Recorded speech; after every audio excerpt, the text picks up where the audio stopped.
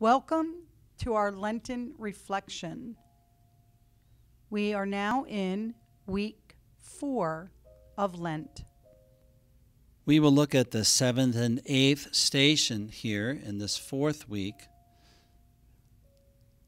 And this is one of the great devotions of Lent, is to consider the way of the cross, the 14 stations of the cross of Jesus. There's a prayer that goes with it, and this is it. Because by your holy cross you have redeemed the world. Because by your holy cross you have redeemed the world. We adore you, O Christ, and we bless you, because by your holy cross you have redeemed the world. The 7th station, Jesus falls the 2nd time. Yes, Jesus falls again, and might have bruised his hands, his knees when he took that fall. He really had nothing to brace his fall. He was pretty faint. He was losing a lot of blood. You remember his head was pierced and losing blood there. We know that he lost a lot of his skin on his front and back on his legs. They ripped it off as part of his torture. And so Jesus was losing blood and losing strength, and he just faints and falls. Have you ever fallen? Have you fallen maybe accidentally and bruised yourself? It hurts. But imagine if you already were hurting a lot and you take a fall. The man can't help him, Simon. He was not able to stop his fall. The Roman soldiers don't care. They just want him to get back up now. But Jesus is going to get up because he loves us. Love will get him to stand up. He was loved by Veronica and Mary, we know, just back a few steps. But he knows that he must show his love for us.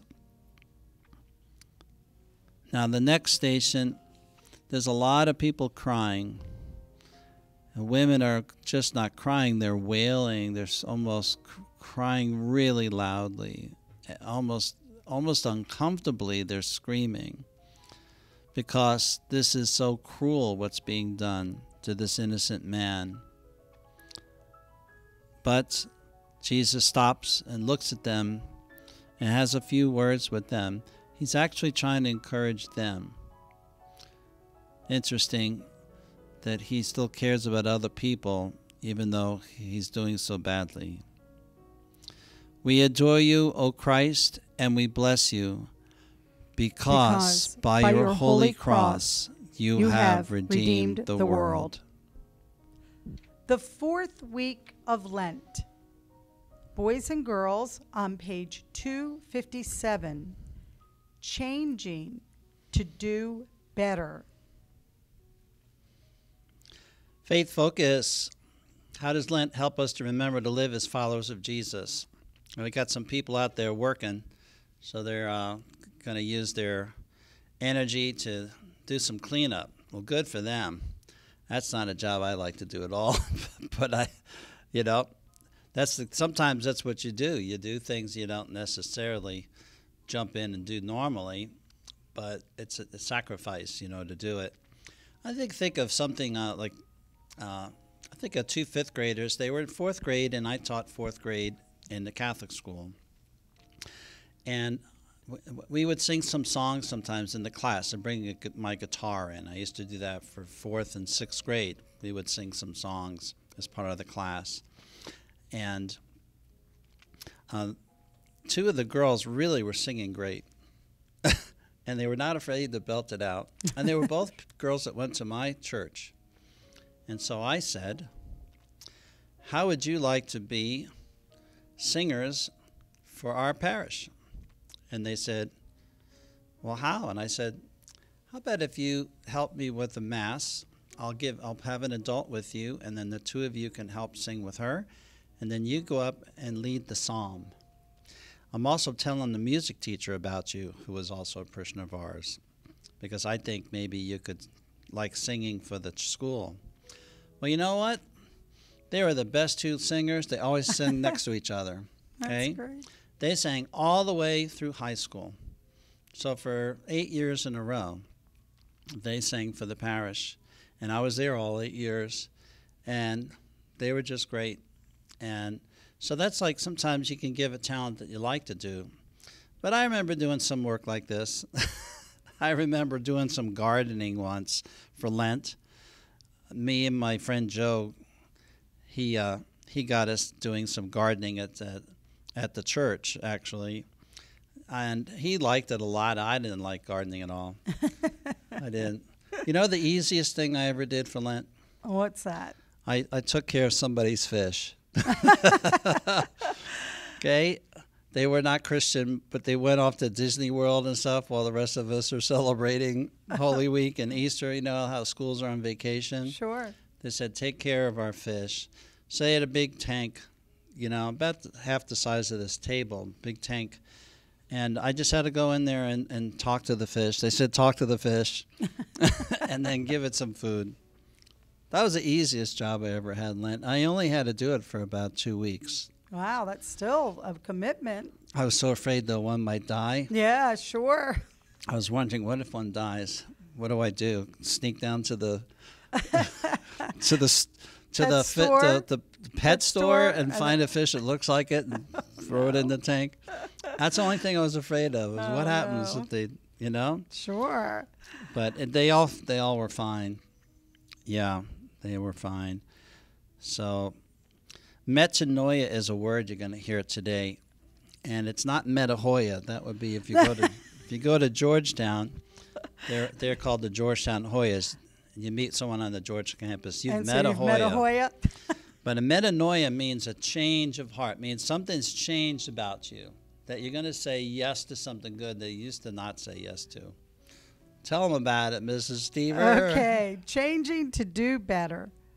Let's read it together. I'll read it out loud. Most of us like to learn new words. Here is a new word, metanoia. It means a change of heart. You often have to change the way you do something to learn to do it better. For example, if you learn how to take better notes, you study better. What have you changed that has helped you do something better? During the Lent, the church helps us live the gospel better. One thing we try to do is work harder at being more generous with the gifts God has given us. We look at the ways we may be treating others selfishly and treat them as we want them to treat us. Remembering that God is merciful and gracious, and we try to be kinder and more forgiving. Let's look at the next page, and it says, we also look at how we are using and caring for creation. We turn away from using resources and creatures of the world carelessly. We work harder at becoming more careful in our use of water, food, and the other gifts of the earth. Jesus told us that we are to be lights in the world. During Lent, we think more about ways to do this. When we are self-giving and generous, we are filled with the light and love of God. We are letting our light shine as Jesus asked. The activity is Lights in the World, and it's asking for leader and readers 1, 2, 3, 4, 5.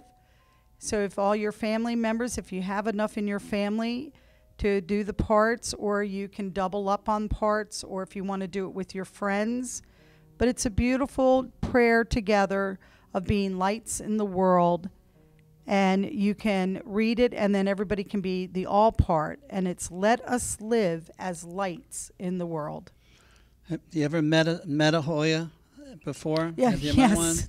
You mean Like yes. Coach Thompson or something? Yes, I have met a Hoya. Have you met a Terp before? Well, I am a Terp. You are a Terp? Yes. Oh, so met a Terp. Yeah, I met a Terp, and you're a Terp. So yes, I've met a Terp. Yeah. Yes. So, but okay. But I thought metanoia is now the new word that you now Metanoia. know. A change of heart. Okay. You're definitely going to remember it. I know that. Okay? So we'll see you next time on the 5th week of Lent. As we close, we ponder the sacred wounds of Christ. Here is a model of the crown of thorns that they pressed into Jesus' head. And here is a symbol, a replica of a nail, similar to the one that was put in Jesus' hands and feet. Young people, the 5 glorious wounds of Christ that he would keep on his body after he died and rose again were on his hands or wrists, as portrayed here, and on his feet, keeping them onto the cross, as you see in the cross on our table, and then the one in his side to his heart. This depiction here has his Sacred Heart. There's a song, "O Sacred Heart So Wounded." It's a beautiful song in Lent. And they're songs about the crown of thorns and about our Lord's suffering. Mary and John, the apostle, and some others watched him die on the cross. And Good Friday, at the end of Lent, is the culmination of all our prayers. Well, lastly, when Jesus rose from the dead, he showed his marks and wounds, especially up close, to St. Thomas the Apostle. And he saw it, and now Jesus alive and risen. And he said 5 words, and I'd like it to make our closing prayer. He said, "My Lord and my God." And so let's say that 3 times, okay, friends? And then we finish. My Lord and my God. My Lord and my God. My Lord and my God. Peace to all of you. Thank you.